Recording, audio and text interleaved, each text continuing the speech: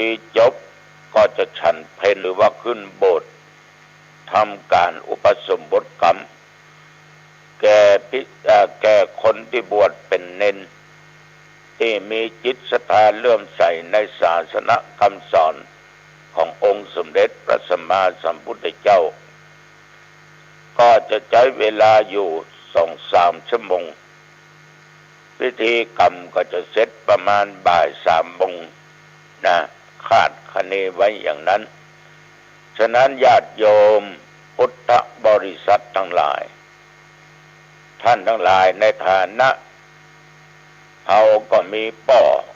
องค์เดียวกันคือพระพุทธเจ้าเรามีพระสัทธรรมเจ้าเรามีพระสังฆเจ้าเป็นที่ไว้ที่สาเป็นสรณะเป็นที่พึ่งที่อิงทางด้านจิตใจถ้าหากว่าญาติโยมมีศรัทธาอยากจะไปกราบไปไหว้โลหะปราสาทก็ดี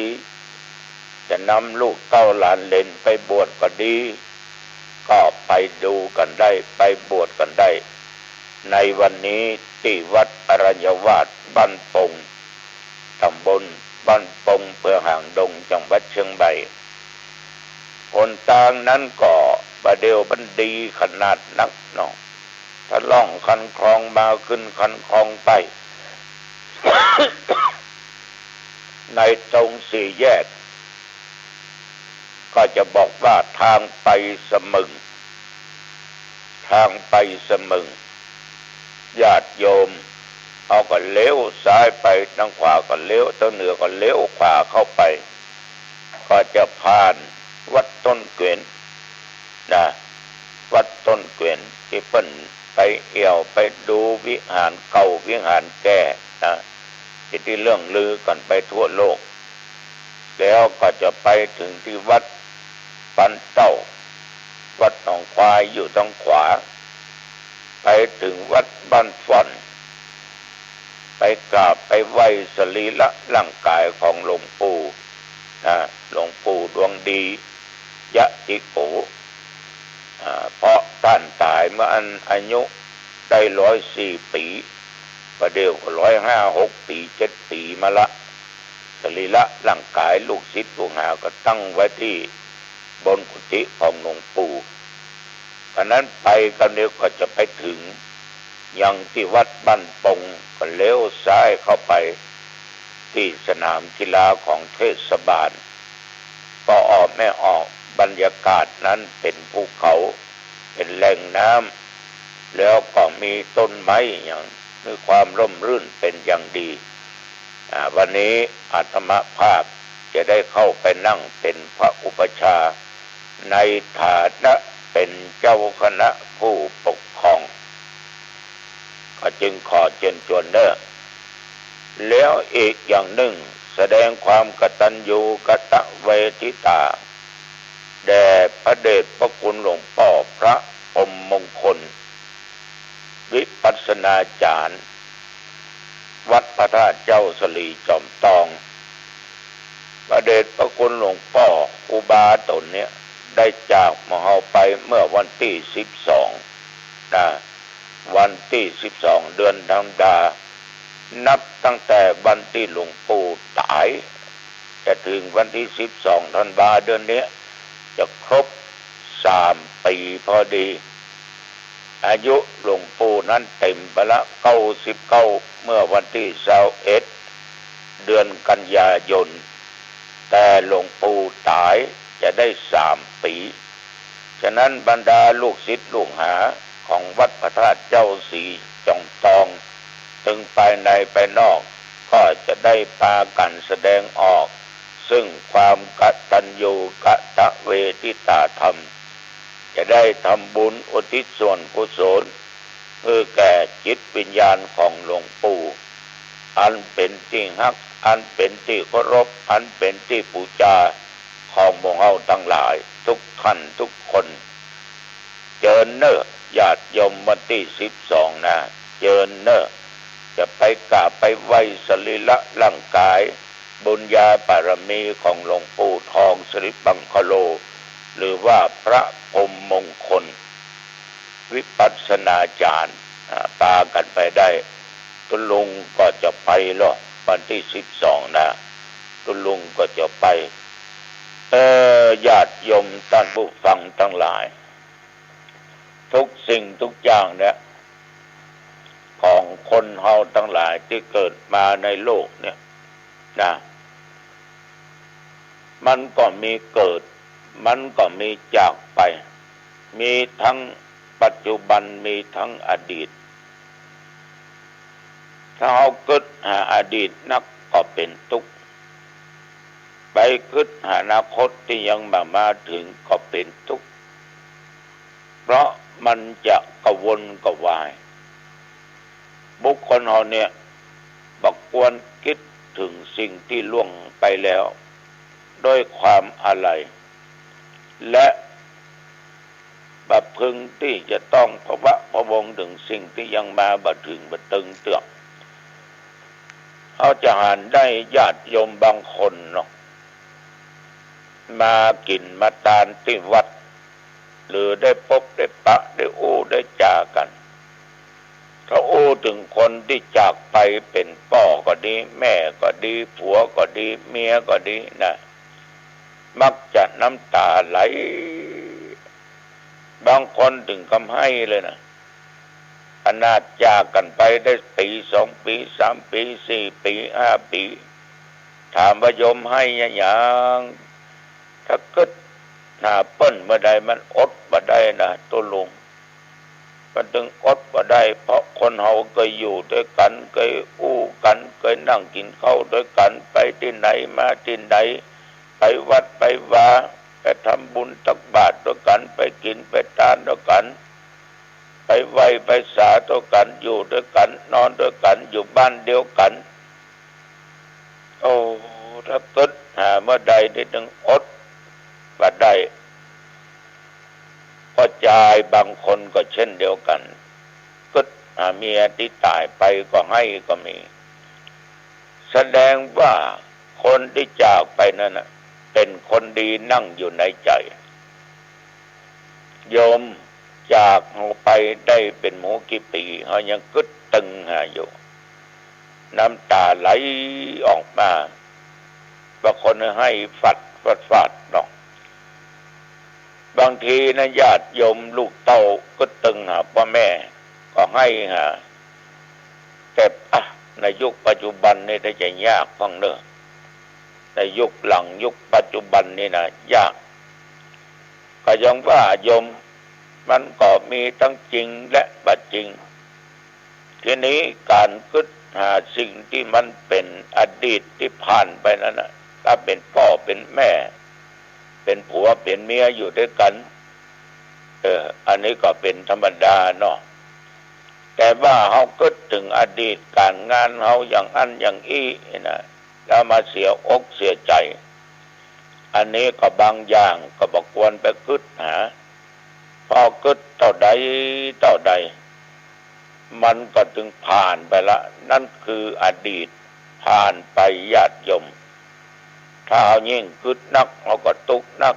แม้แต่พ่อแต่แม่แต่ผัวแต่เมียซึ่งมันสมควรก็ตามแต่ก็บ่สมควรที่จะต้องไปเป็นทุกข์ไปวิตกกังวลถ้าเอาคิดตึงหาคุณงามความดีของเปิ้นได้เลี้ยงได้ดูมาคิดหาสิ่งที่เขาได้สร้างมากระทำมาแล้วมันได้ล้มละลายก็ดีเป็นอดีตไปก็ดีอย่างก็ตามเขามาต้องไปคิดถ้าไปบักคิดได้ดีที่สุดเพราะเขาจะบ่ต้องบ่เป็นทุกข์แต่ปัจจุบันนั้นนะเราทำดีที่สุดนะปัจจุบันทำดีที่สุดบอกว่าถ้าเขาคิดหาผู้มีพระคุณเขาก็กินก็ทานอุทิศส่วนบุญกุศลอาหารต้านเหล่านั้นเนี่ยเหมือนกับญาติกับโยมที่กระทำกันถึงวันเนี่ยแต่บางคนคิดบ่ได้บ่เคยกินบ่เคยทานสักเตื้อนะคิดกะแต่บ่เคยทาน บ่เคยทำอย่างนี้เปิ้นสักอย่างนะมันคิดบ่ได้เขาว่าคิดอันให้เปิ้นหูบ่ได้หมู่นอกว่าโอ้มันฮักพ่อมันแต่ฮักแม่มันแต่โอ้ยคนนี้มันฮักผัวมันแต่ฮักเมียมันแต่ ถ้าเกิดหาในให้หลอดน้ำตาไหลหลอกก็ว่าแซงกันอย่างใดก็แต่บัดทำบุญทำกุศลบัดทำอย่างเปิ้นสักเตื้อถึงเขาได้เงินตานบัดได้กระทำบุญอย่างเขาก็รักษาศีลแหละเอาเป็นคนดีแหละอยู่ในคำสั่งคำสอนที่เปิ้นเคยสั่งเคยสอนเขามาตั้งแต่เมื่อเขาเป็นละเอ็กละอ่อนเมื่อเขาน้อยๆจดจำเอาสิ่งที่ดีมาถึงบัดได้ทำบุญเอาก็ได้ชื่อว่าเป็นลูกเป็นเต้าที่ดีเป็นผัวเป็นเมียที่ดีที่เขาอยู่ด้วยกันฉะนั้นต่อออกไม่ออกญาติโยมการกึดตึงสิ่งที่เป็นอดีตมันก็ถึงทำเมื่อเป็นทุกข์นะบอกว่าเขาจะเป็นตุเจ้าจะเป็นอันยังก็ตามเป็นกระหัตเจ้าบ้านก็ตามแม้แต่อัตมภาพถ้าเขามานึกถึงอดีตมันก็ทำเขาทุกข์ใจเหมือนกันเสียดายแต่อย่างนั้นเสียดายอย่างนั้นเสียดายเสียดายเสียดายอย่างนี้นะมันน่าจะเป็นไปมันก็ทำให้เป็นทุกข์อย่างการเจ็บไข้ได้ป่วยเนี่ยญาติโยมแต่มาก็ให้มันผ่านไปเนี่ยถ้าญาติโยมมาถามเขาก็อู้ให้ฟังเนี่ยแต่เขาไม่เคยให้กับการสิ่งเหล่านี้ก็เคยเสียน้ำตากับมันเพราะมันเป็นอดีตแต่เขาก็ต้องปรับปรุงให้มันดีนะต้องพยายามทำให้ร่างกายเขาดีแต่มาเคยอู้เคยจ่ากับญาติกับโยมและตัดและคนว่าปัจจุบันเนี้ยสำคัญที่สุดเขาจะได้เนื้อสุขภาพกายสุขภาพใจของเขานี่เข้มแข็งส่วนมากเขาก็ปล่อยวางปลงวางในบางสิ่งบางอย่างที่เป็นอดีตและเรื่องของอนาคตถ้านำมาคิดก็เป็นทุกข์ญาติโยมเป็นทุกข์นะแต่ก็ต้องจำเป็นต้องคิดต้องคิดแต่ไปยึดติดยึดมั่นในสิ่งเหล่านั้นบางคนเนี่ยเอาเป็นเอาตายหรอกจะต้องแต่งอย่างนั้นจะต้องทำอันนี้จะต้องได้อันนั้นจะต้องได้อันนี้ปีนี้ค้าขายได้กำไรได้อีกปีหน้าต้องได้หนักกว่านี้สปะสเปดญาติโยมทั้งหลายคิดไปทางหน้าไฟฝันไปทางหน้าถ้ามันผสมปรารถนาจะเป็นทุกข์ไงบางคนในจนมาโทษตัวเองตำหนิติเตียนตัวเองบางทีก็โทษคนนั้นโทษคนนี้โทษสิ่งนั้นโทษสิ่งนี้เอาเข้าญาติโยมหาที่ปึ้งที่อิงว่าเวตาเตปึ้งต้นไม้ใหญ่พ่องเนาะปึ้งเจ้าแม่ตะเคียนพ่องปึ้งหมอดูพ่องปึ้งเจ้าทรงพ่องปึ้งสปะสเปดนะวิ่งไปสหาที่ปึ้งตั้งจิตตั้งใจเอาผสมปรารถนาก็ยังมาเป็นทุกข์เหงาปุกอกอยู่ญาติโยมที่ปึ้งอันยอดที่สุดนั่นก็คือเอาพระรัตนตรัยคือเอาพระพุทธเอาพระธรรมเอาพระสงฆ์มาเป็นสรณะเป็นที่ปึ้งยอดเยี่ยมจริงๆดีเลิศประเสริฐแลญาติโยมทั้งหลายฉะนั้นสิ่งใดเป็นอดีตก็ละไปสิ่งใดที่จะเป็นอนาคตที่ยังหวังมาก็บอกควรที่จะไปคิดนักแต่วางอนาคตไว้ได้แต่บอกควรไปยึดถือบอกควรจะไปยึดมั่นนักเพราะถ้ามันพลาดไปเนี่ยมันจะเป็นทุกข์อย่างหนักญาติโยมวันนี้ตุเจ้าขอฝากเป็นคติเตือนใจกับญาติกับโยมด้วยเนอะเพราะทุกสิ่งทุกอย่างนั้นล้วนแต่เป็นอนิจจังบัดเที่ยงแท้แน่นอนทุกขังความทุกข์ย่อมเกิดขึ้นอนัตตาทุกสิ่งทุกอย่างมันไม่ใช่ตัวไม่ใช่ตนมันเป็นสิ่งที่เรานั้นยังตั้งความหวังไว้ว่าจะเป็นอย่างนั้นจะเป็นอย่างนี้เพราะทุกอย่างอาจจะมีการเปลี่ยนแปลงได้เอาละวันนี้อู้จะไปมาอันว่าเป็นเวลาพอสมควรอายุวันโนสุขังพลังจงบังเกิดมีแก่ญาติโยมท่านผู้ฟังทุกท่านทุกคนพบกันไว้โอกาสหน้าเจริญพร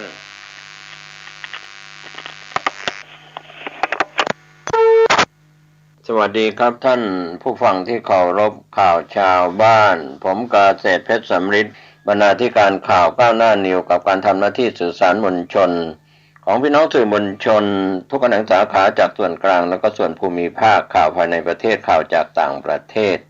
วันนี้ทางทีมข่าวก้าวหน้านิวเราได้รับข่าวประกอบเสียง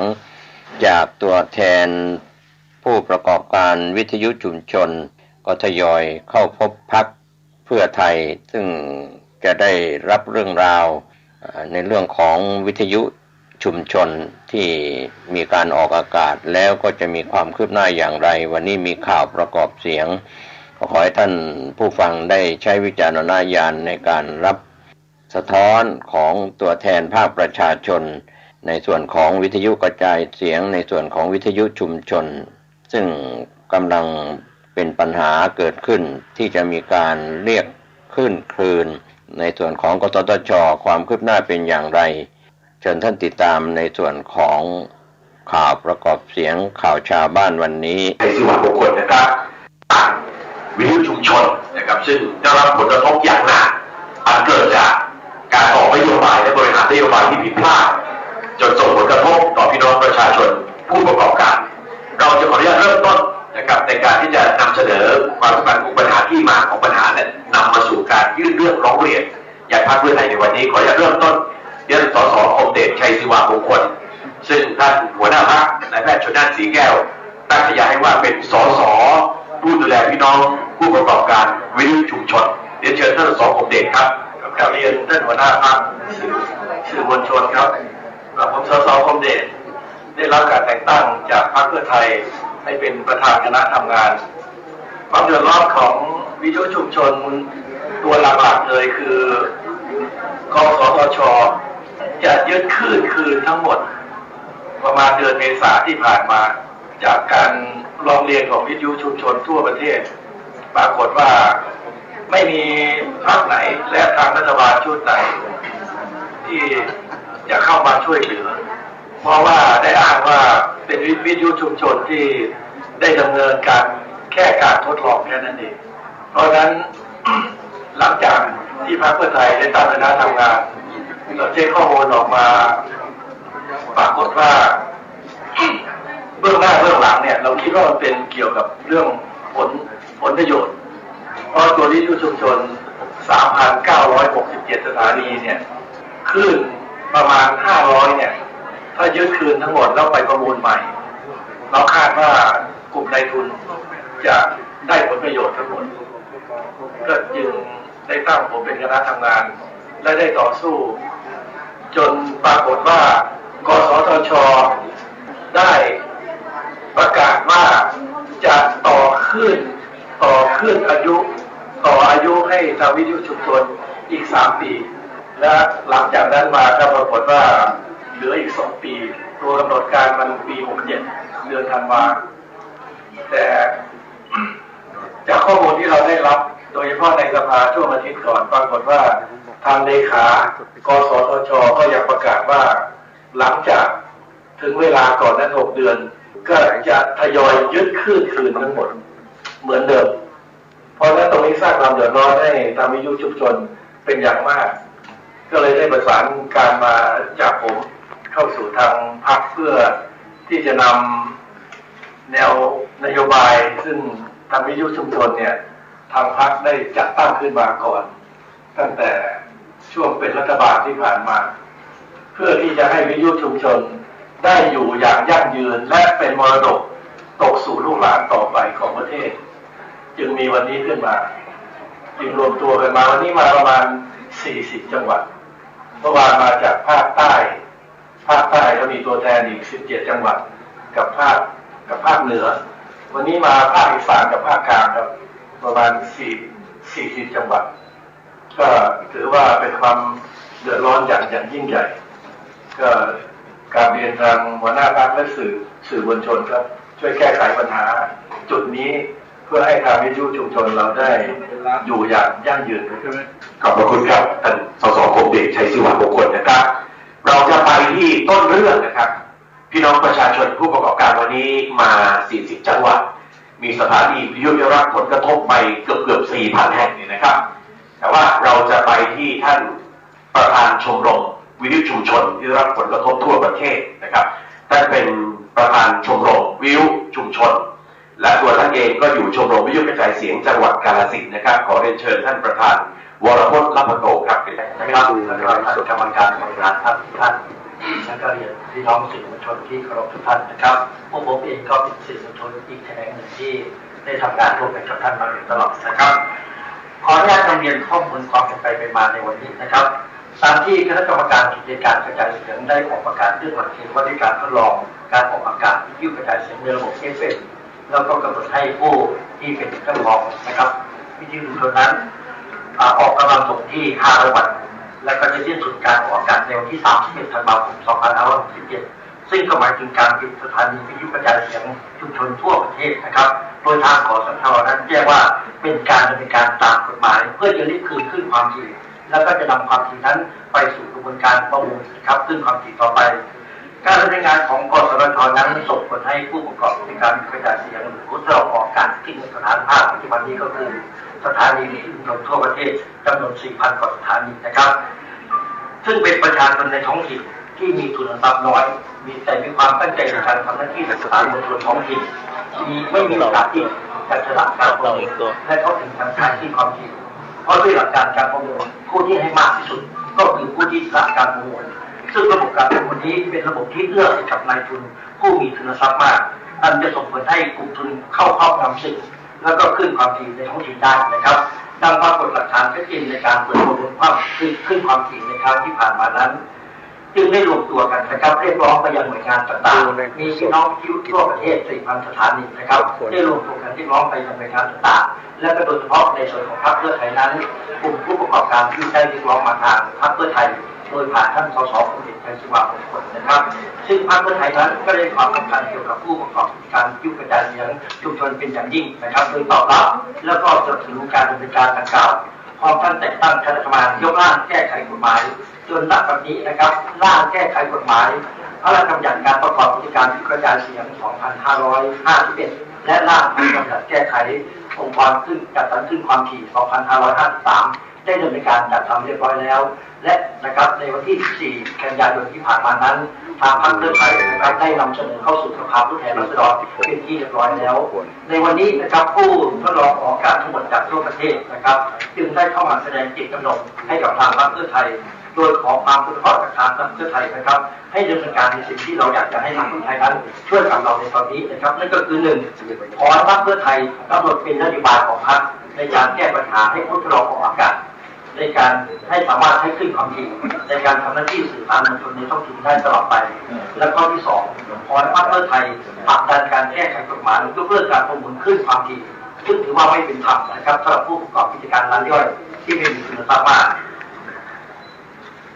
และก็ขอให้ข้อที่ 3 นะครับขอให้พรรคเพื่อไทยเป็นเจ้าภาพในการแต่งตั้งสภาผู้ประกอบกิจการวิทยุกระจายเสียงภาคประชาชนเพื่อให้ผู้ประกอบกิจการกระจายเสียงภาคประชาชนได้เข้าถึงการใช้คลื่นความถี่มีอิสระและความมั่นคงในการทำหน้าที่สื่อสารมวลชนในท้องถิ่นของตนเองและข้อสุดท้ายนะครับขอให้พรรคเพื่อไทยนั้นตั้งคณะกรรมการศึกษากฎหมายเกี่ยวกับการโฆษณาอาหารและยาซึ่งปัจจุบันได้รับผลกระทบต่อการประกอบอาชีพและสร้างความเดือดร้อนต่อผู้ประกอบการวิทยุกระจายเสียงเป็นอย่างมากนะครับนี่คือสิ่งที่เราทำแสดงที่เราให้ทางพรรคเพื่อไทยได้รับทราบนะครับซึ่งต้องขอบคุณทางพรรคเพื่อไทยนะครับที่ได้เปิดโอกาสให้กับพวกเรานั้นได้มีโอกาสได้มีนะครับการต่างความเดือดร้อนในทางพรรคเพื่อไทยได้ที่แก้ปัญหาและขอบคุณพี่น้องที่ท่านนะครับที่ช่วยแก้ปัญหาความเดือดร้อนเหล่านั้นเพื่อหวังว่าผู้ประกอบการจะได้นะครับประกอบอาชีพไปในฐานะที่เป็นท้องถิ่นได้ตลอดไปขอบคุณครับก่อนที่จะให้ได้ทำการมอบนะครับข้อเสนอ4ข้อนะครับจะกลับไปเชิญท่านหัวหน้าพรรคเพื่อไทยและผู้นำฝ่ายค้านในสภาผู้แทนราษฎรครับท่านสสนายแพทย์ชลน่านศรีแก้วได้กล่าวกับพี่น้องผู้ประกอบการวิทยุชุมชนผ่านสื่อมวลชนที่เคารพครับกลับไปเชิญครับพี่น้องสื่อมวลชนพี่น้องประชาชนนะครับที่เคารพยิ่งผมนายแพทย์ชลน่านศรีแก้วในฐานะหัวหน้าพรรคเพื่อไทยวันนี้มาพร้อมด้วยท่านรองหัวหน้าพรรคครับดร.สุวินทร์ คลังแสงกรรมการนโยบายของพรรคด้วยนะครับ คุณอนุสรณ์เอี่ยมสะอาดกรรมการยุทธศาสตร์ของพรรคเพื่อไทยนะครับดร.จำนงชัยมงคลนะที่เป็นคณะกรรมการเข้ามาพิจารณาเรื่องของวิทยุชุมชนที่มีปัญหาและก็สสคงเดชชัยศิวามงคลนะครับสสวิทยุชุมชนของพรรคเพื่อไทย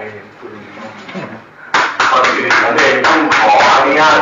แสดงความเห็นใจกับพี่น้องผู้ประกอบการนะครับถึงแม้ชื่อเดิมของท่านจะเป็นผู้ประกอบการทดลองออกอากาศวิทยุชุมชนนะครับที่ได้รับผลกระทบจากนโยบายของรัฐบาลที่ผ่านมาในการที่จะลดและยกเลิกคลื่นในการกระจายเสียงนะครับจากเดิมเนี่ย500 วัตต์มาเป็น50 วัตต์แล้วก็เปลี่ยนสถานะจากผู้ประกอบการที่จะทำมาเป็นผู้ทดลองออกอากาศสิ่งนี้พรรคเพื่อไทยเราเองเห็นว่าเป็นปัญหานะครับเพราะว่าผู้ที่อยู่ในเครือข่ายการประกอบการนี้เนี่ยกระจายอยู่ทั่วประเทศทุกภาคทุกภูมิภาคทุกจังหวัดนะครับอย่างที่ท่านเห็นนะครับมาทุกจังหวัดเมื่อวานก็มาส่วนหนึ่งนะครับวันนี้เนี่ยส่วนใหญ่มาวันนี้ได้นำข้อเสนอข้อเรียกร้องมาสู่พรรคเพื่อไทยหลังจากที่เราได้รับข้อเสนอแล้วเนี่ยท่านสสคงเดชชัยศิวามงคลพร้อมด้วยดร.จำนงในฐานะกรรมการก็ได้เข้าไปร่วมกันพิจารณาหาแนวทางที่จะแก้ไขปัญหาในเบื้องต้นนะครับผลสำลิด2 เรื่องนะครับเรื่องที่1คือสามารถที่จะยกร่างกฎหมายเกี่ยวกับการกระจายเสียงและการออกอากาศ2 ฉบับเป็นกฎหมายแก้ไขเพิ่มเติมเพื่อให้สถานะผู้ประกอบการทางด้านวิทยุชุมชนเนี่ยสามารถดำรงคงอยู่นะครับไม่ใช่เป็นแค่ผู้ทดลองนะครับในการใช้คลื่นความถี่และเรื่องที่2เนี่ยใช้กลไกทางสภานะครับผลักดันเข้าไปโดยผ่านกระทู้ถามสดของท่านสสคงเดชชัยศิวามงคลผ่านไปยังหน่วยงานที่เกี่ยวข้องก็ให้มีการชะลอมีการออกมาตรการชั่วคราว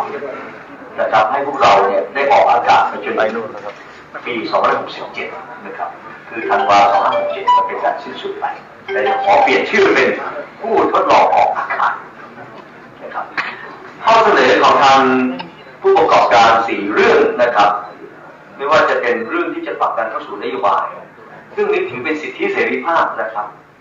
ในการสื่อสารของพี่น้องประชาชนเป็นเรื่องสำคัญ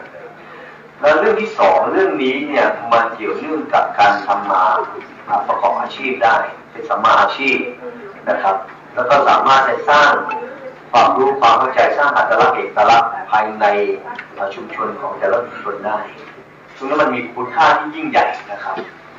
เรื่องนี้เนี่ยพรรคเพื่อไทยก็เห็นว่ามันสอดคล้องกับสิ่งที่เราจะทำอยู่แล้วนะครับเราก็จะขอรับไปท่านดร.สุวินทร์ กันแสงเนี่ยที่เป็นกรรมการนโยบายก็จะเข้าไปดูในรายละเอียดในเรื่องนี้ในเรื่องของการแก้ไขกฎหมายนะครับที่นำกฎหมายอยู่2 เรื่องนะครับเกี่ยวกับการยกเลิกการประมูลคลื่นความถี่สำหรับผู้ออกทดลองอากาศเนี่ยอันนี้เนี่ยเราได้ตั้งคณะทำงานเข้ามาดูแลแล้วแล้วก็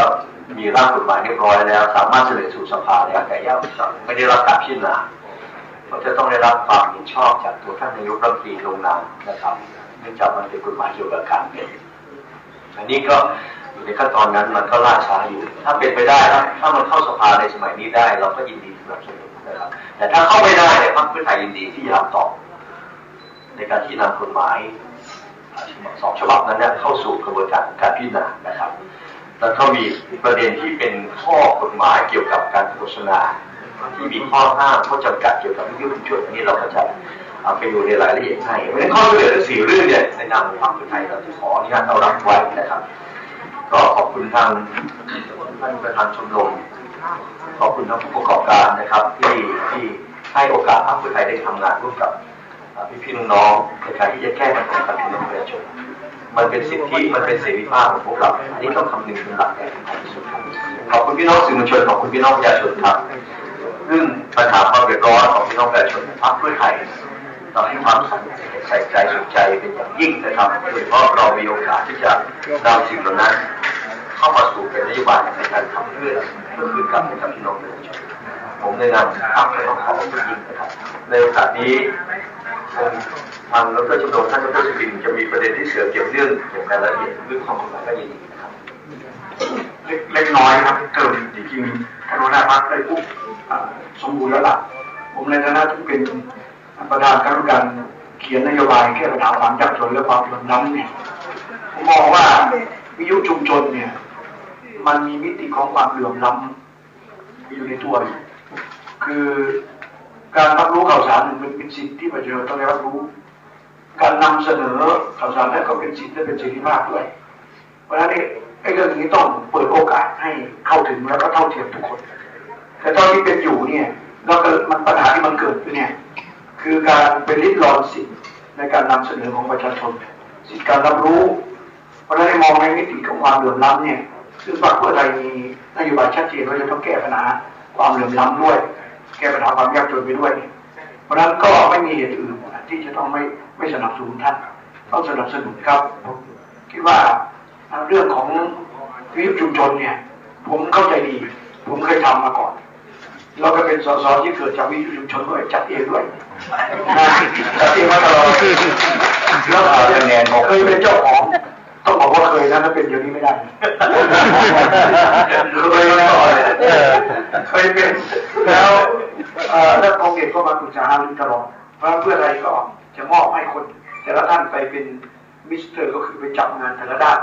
มิสเตอร์วิทยุชุมชนก็ต้องเป็นคมเด็กแต่ว่าไม่ได้ท่านคนเดียวนะทุกคนก็ต้องซัพพอร์ตต้องแบ็กอัพท่านเพราะฉะนั้นวันนี้เนี่ยเรามีทนายความซึ่งเป็นคนของพรรคท่านจำนงใจมงคลนี่ก็ใกล้ชิดท่านคมเด็กแล้วดูเหมือนยกร่างกฎหมายนะครับก็เสนอกฎหมายด้วยทั้งสองฉบับในกฎหมายเนื้อหาสาระที่เขียนเนี่ยเดี๋ยวท่านเล่าให้ฟังเป็นว่าตรงวัตถุประสงค์ของทุกท่านเนี่ยทีนี้อีกฐานะหนึ่งในฐานะเป็นประธานวิปนะครับถ้ากฎหมายฉบับนี้เข้ามาก็ไม่ต้องกังวลนะครับผมก็จะต้องผลักดันแล้วก็ต้องคุยกับเพื่อนสสทั้งหมดนะต้องสนับสนุนเรื่องคลื่นความถี่นี่มันเป็นสมบัติที่แย่งกันมากในสังคมทุนนิยมทุนใหญ่เนี่ยถ้าปล่อยให้ไปแข่งกับทุนใหญ่ปล่อยให้มีการประมูลเนี่ยเรารู้เลยว่าคำตอบคือยังไงพวกเราไม่มีทางอยู่แล้วใช่ไหมครับเพราะฉะนั้นก็ถ้าไม่ใช่หัวใจคือประชาชนเขาจะไม่ทำนะเรื่องนี้นะถ้าเป็นหัวใจเพื่อนายทุนเนี่ยไม่มีทางถูกไหมครับเพราะฉะนั้นท่านก็มาถูกที่โอเคนะครับก็ยืนยันว่าเราทำให้ขอบคุณครับ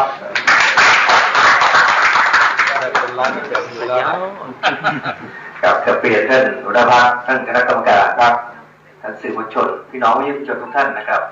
จริงๆผมเองก็มาจากท่านสุรินทร์ คลังแสงผมนี่เป็นคนทำวิทยุชนช่วงแรกๆแล้วรัฐธรรมนูญปี 40 หลังจากนั้นมันก็ถูกยุบถูกทำลายไปต้องยอมรับว่าพรรคไทยรักไทยในสมัยนั้นนะครับเป็นจุดเริ่มต้นในการที่จะชูในเรื่องของวิทยุชนเพราะเห็นความสำคัญว่าวิทยุชนนั้นเป็นภารกิจของทุกคนที่อยู่ในระดับชุมชนเพื่อชาติผมมองเพื่อชาตินะครับแต่ว่าหลังจากนั้นมาก็เป็นคลื่นใหญ่ที่พยายามจะครอบงำวิทยุชนเพราะฉะนั้นถ้าไม่มีวิทยุชนนั้นค่าโฆษณาคนละเรื่องนะครับเราจัดFMเนี่ยชั่วโมงละ100,000ต่อเดือนถูกไหมฮะวิทยุชนเนี่ย5,000 บาท 3,000 บาทเพราะฉะนั้นก็เป็นโอกาสของวิทยุชนเพราะฉะนั้นในฐานะที่ท่านคุณหมอชลน่านเป็นหัวหน้าพรรคแรกๆเลยนะครับจำได้นะครับคุณหมอครับคุณหมอตั้ง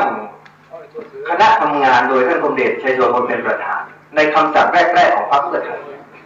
นะครับเป็นคำสั่งแรกๆของพรรคเพื่อไทยนะครับที่คุณหมอได้เข้าเป็นหัวหน้าพรรค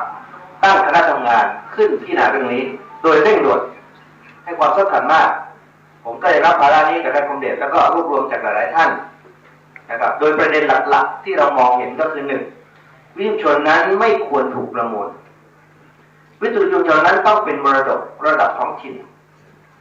ประการที่ 2ครับคลื่นคุณจะไปล็อกเขาเหลือ50 วัตต์นะครับไกขันยังดังกว่าเลยถูกไหมไกขันดังกว่าครับนั่นก็หมายความว่านี่คือการทำลายวิทยุชุมชนโดยรูปแบบของกฎหมายเพราะฉะนั้นสิ่งหนึ่งที่ผมคิดว่ามันไม่ได้สิเพราะว่าเรามาวิทยุชุมชนก่อน500 วัตต์จริงๆแว่วๆเลย50 วัตต์ไม่ต้องพูดถึงนั่นก็หมายว่าถูกทำลายออกไปก็ข้อหนึ่งก็คือว่าเพราะฉะนั้นอย่างน้อยๆก็ต้องเป็นที่500 วัตต์ก็พิจารณากันต่อไปว่า5อาจจะไม่พอก็ขยายให้อีกกับกฎหมายที่ท่านพรรคเพื่อไทยลงชื่อเสนอนะครับ500 ถึง 1,000 วัตต์นะครับไม่เกิน 1,000 วัตต์นะครับ ท่านขอมา500พรรคเพื่อไทยให้ถึง1,000เลยนะครับผมแต่ว่าก็ไปพิจารณากันในชั้นกรรมาธิการอันนี้คือใจที่เพื่อไทยมีสำหรับทุกท่านอีกประการหนึ่งที่เรามองก็คือว่าเรื่องรายได้ยุชนเนี่ยนะฮะมันจำกัดจำเขียดเรื่องรายได้อยู่ได้ไม่ได้ที่อยู่ที่รายได้ทางหน้ารายได้หลักพันไม่พอแล้วครับดีเจไม่พอก็ให้มีโอกาสนะครับในแก้กฎหมายนี้หมายว่าท่านสามารถหารายได้แต่ว่ามันพออยู่พอกินมันพอสมควรนะครับแต่ไม่จะไปแข่งกันขึ้นใหญ่ก็ไม่ใช่ถึงขนาดนั้นแต่ให้สามารถประกอบกิจการกันอยู่ได้ในฐานะภาคประชาชนอันนี้คือสิ่งที่ผมมองในคณะกรรมการอีกประการหนึ่งครับท่านผู้คือในเรื่องของโทษอันนี้ผมก็มองเรื่องชนนะครับความผิดเท่ากับคลื่นใหญ่ปรับ5 ล้านขายบ้านขายนายมันยังมีปัญญาแต่ก็มีความผิดก็เลยแก้ไขว่าเรื่องชนนั้นการลงโทษต้องปรับไม่ควรจะเกิน50,000แต่ไม่มีแล้วก็ไม่ได้นะครับเพราะว่าคลื่นเป็นเรื่องสำคัญของชาติก็ลดลงมานี่คือหลักๆนะครับที่มีการเสนอกฎหมายที่เสนอต่อสภาแล้วรู้สึกร่างหนึ่งนะครับร่างวิทยุเนี่ยรับไปแล้วนะครับแต่อีกร่างหนึ่งร่างจัดสรรที่องค์ดีนั้นเป็นร่างเกี่ยวกับการเงินก็ต้องส่งนายกอย่างที่ท่านน่าพูดนะครับเพราะฉะนั้นวันนี้ผมก็ขออนุญาตยืนยันว่าในนามของพรรคเพื่อไทยที่ตั้งทำงานนั้นมีความตั้งใจครับถ้าไม่ตั้งใจไม่เป็นคำสั่งแรกๆของวิทยุชนนะครับท่านหัวหน้าพรรคนั้นปรบมือท่านหัวหน้าพรรคเลยครับทีนี้ก็ขอกราบขอบคุณแค่นี้ครับขอบคุณครับครับเดี๋ยวเราจะเชิญท่านนายกนะครับพร้อมทุกท่านนะครับมาร่วมนะครับมอบหนังสือนะครับให้กับพรรคเพื่อไทยครับเรียนเชิญทุกท่านเลยนะฮะมาทุกท่านเลยนะครับท่านนายกอยู่ตรงกลางนะครับเดี๋ยวท่านหัวหน้าจะลงไปด้านล่างนะครับจากผู้ได้รับผลกระทบนะครับ 4,000 สถานีวันนี้เป็นฉบับย่อครับมา 40 จังหวัดนะครับเรียนเชิญครับทุกท่านครับเดี๋ยวเวทีตรงกลางนะครับให้ทางท่านนายกแล้วก็ท่านหัวหน้าพรรคเพื่อไทยและผู้นำฝ่ายค้านในสภาผู้แทนราษฎรเดี๋ยวเราให้ช่างภาพสื่อมวลชนแนะนำนะครับแต่อยู่ตรงไหนจะได้เก็บภาพได้ครบถ้วนนะครับพี่หอยด้านหลังนะครับคนมองมาด้านหน้าเลยครับเรียนเชิญท่านหัวหน้าด้านหน้าเลยครับครับก็เป็นส่วนหนึ่งของการรายงานข่าวประกอบเสียงเรื่องของวิทยุชุมชนที่มีผู้ประกอบการวิทยุชุมชนจากทั่วประเทศเดินทางไปรับทราบแล้วก็มอบในส่วนเอกสารเพื่อให้ทางผู้บริหารของพรรคเพื่อไทยจากส่วนกลางในภาพรวมของผู้ประกอบการวิทยุชุมชนทั่วประเทศในช่วงนี้ส่วนข่าวอื่นๆที่ทางทีมข่าวผู้จัดการออนไลน์ได้รายงานว่าน้ำมันคงที่หลังจากจีนผ่อนปรนคุมโควิดทองก็พุ่งขึ้น$55ส่วนหุ้นสหรัฐนั้นปิดผสมผสานจากข้อมูลเศรษฐกิจข่าวคืบหน้าเรื่องนี้ก็เป็นเรื่องราวที่ราคาน้ำมันทรงตัวจากวันที่1 ธันวาคมที่ผ่านมาหลังจากจีนผู้นำเข้ารายใหญ่ของโลกผ่อนปรนข้อจำกัดโควิด -19 ใน2เมืองหลักและดอลลาร์อ่อนค่าลงท่ามกลางความคาดหมายธนาคารกลางสหรัฐเฟดอาจชะลอขึ้นดอกเบี้ยปัจจัยนี้ดันทองคำพุ่งแรงกว่า$55ขณะที่วอลสตรีทปิดลบจากข้อมูลทางเศรษฐกิจต่างๆสัญญาณน้ำมันดิบเวสเท็กซัสอินเตอร์มีเดียตหรือไรสวิตคูดงวดส่งมอบเดือนมกราคมเพิ่มขึ้น67 เซนต์ปิดที่ $81.22 ต่อบาร์เรลด้านเบรนท์ทะเลเหนือลอนดอนงวดส่งมอบเดือนกุมภาพันธ์ลดลง9 เซนต์ปิดที่ $86.88 ต่อบาร์เรลการปรับเปลี่ยนยุทธศาสตร์โควิดเป็นศูนย์ของจีนเพิ่มมุมมองในแง่บวกเกี่ยวกับการฟื้นตัวของอุปสงค์น้ำมันหลังจากกวางโจวและชงชิ่งแถลงผ่อนคลายข้อจำกัดสกัดไวรัสโคโรนาสายพันธุ์ใหม่เมื่อวันพุธที่30 พฤศจิกายนที่ผ่านมานอกจากนี้ตลาดน้ำมันยังได้แรงหนุนจากการอ่อนค่าของดอลลาร์ที่แตะระดับต่ำสุดนับตั้งแต่เดือนสิงหาคมหลังเจอโรมพาวเวล ประธานเฟดแย้งว่าอาจชะลอการปรับขึ้นดอกเบี้ยในเดือนนี้ดอลลาร์ที่อ่อนค่าทำให้น้ำมันมีราคาถูกลงสำหรับผู้ที่ซื้อที่ถือครองสกุลเงินอื่นๆปัจจัยดอลลาร์ที่อ่อนค่าลงตามหลังประธานเฟดบ่งชี้ถึงความเป็นไปได้ของการชะลอปรับขึ้นดอกเบี้ยส่งผลกระทบต่อตลาดทองคำเช่นกันก็ผลักดันให้โลหะมีค่าชนิดนี้พุ่งแรงในวันพฤหัสบดีที่1 ธันวาคมที่ผ่านมาโดยราคาทองคำโคเมก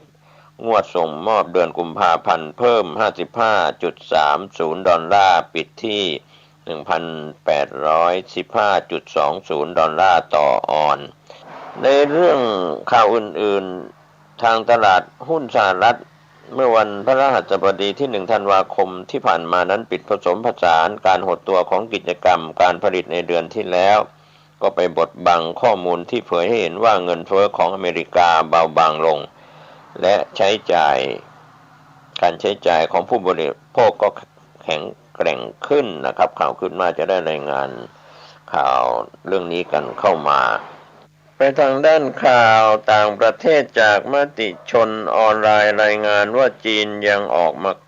กล้าวปกป้องบริษัทเทคโนโลยีหลังจากมากันอ้างความมั่นคงสั่งห้ามขายอุปกรณ์หัวเว่ย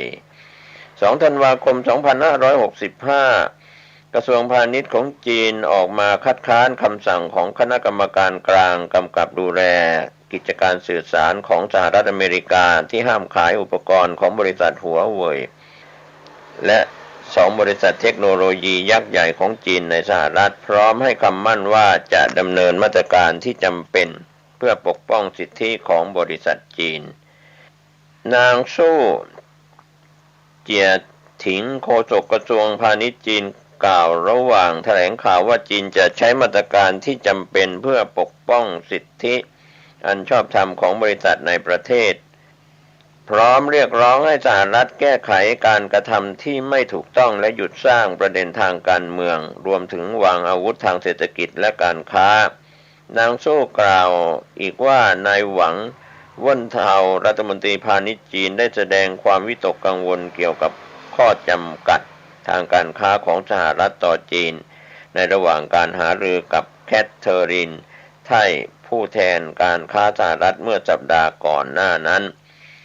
รัฐบาลสหรัฐภายใต้การนำของไบเดนได้ประกาศห้ามการขายหรือนำเข้าอุปกรณ์โทรคมนาคมใหม่ของหัวเว่ยเทคโนโลยีโดยให้เหตุผลว่าอุปกรณ์ดังกล่าวก่อให้เกิดความเสี่ยงที่ไม่อาจยอมรับได้ต่อความมั่นคงแห่งชาติของสหรัฐ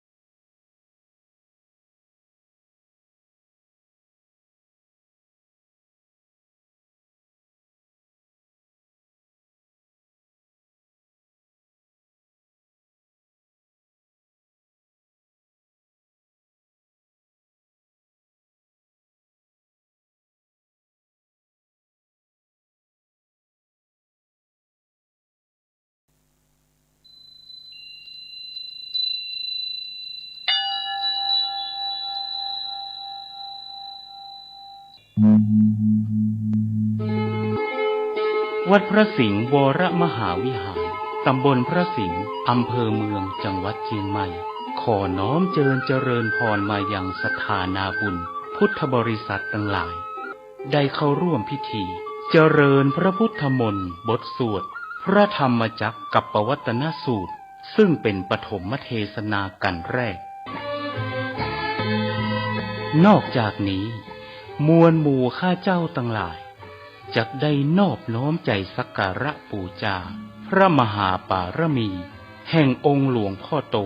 องค์พระสักยมุนีสีสันเพชรที่เสด็จประดิษฐานเป็นองค์ประธานอยู่ณพระวิหารหลวงวัดพระสิงห์วรมหาวิหารและปูจาพุทธานุภาวะปารมีแห่งองค์พระพุทธสิหิงพระสิงห์หลวงสถิตณพระวิหารลายคำและจักได้สวงสาปูจาองค์สรีมหาธาตุหลวงเจ้าเจติยะพระมหาธาตุเจ้านามจะตาปีเปิ้งมะโรงพญานาคนาคาพญางูใหญ่หั่นแลการเจริญพระพุทธมนต์บทสวดพระธรรมจักรกับปวัตนสูตรณพระวิหารหลวงวัดพระสิงห์วรมหาวิหารนี้จักได้มีในทุกวันอาทิตย์โดยจักเริ่มขึ้นตั้งแต่วันอาทิตย์ที่ 4 เดือนธันวาคมพุทธศักราช 2565 ตั้งแต่เวลา 16 นาฬิกาหรือ 4 โมงเย็นเป็นต้นไป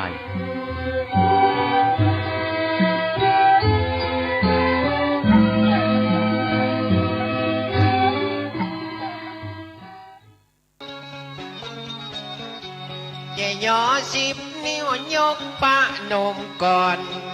ข่าวสารเพื่อการประชาสัมพันธ์ขอเชิญชวนท่านผู้ฟังร่วมทำบุญและรับฟังเทศน์มหาชาติเวสสันดรชาดกณวิหารวัดเจ็ดลินถนนพระปกเกล้าตำบลพระสิงห์อำเภอเมืองเชียงใหม่จังหวัดเชียงใหม่ระหว่างวันที่ 9 ถึง 11 ธันวาคมพุทธศักราช 2565 10 ธันวาคมเริ่มเวลา 8 นาฬิกาถึง 18 นาฬิกา 11 ธันวาคมเริ่มเวลา 8 นาฬิกาถึง 18 นาฬิกาเทศน์มหาชาติร่วมทำบุญเวสสันดรชาดก 9 ถึง 11 ธันวาคมนี้ได้บุญได้กุศลจากการฟังเทศน์มหาชาติเวสสันดรชาดกโดยพร้อมเพรียงกันพุทธดีแม่เจ้าพญา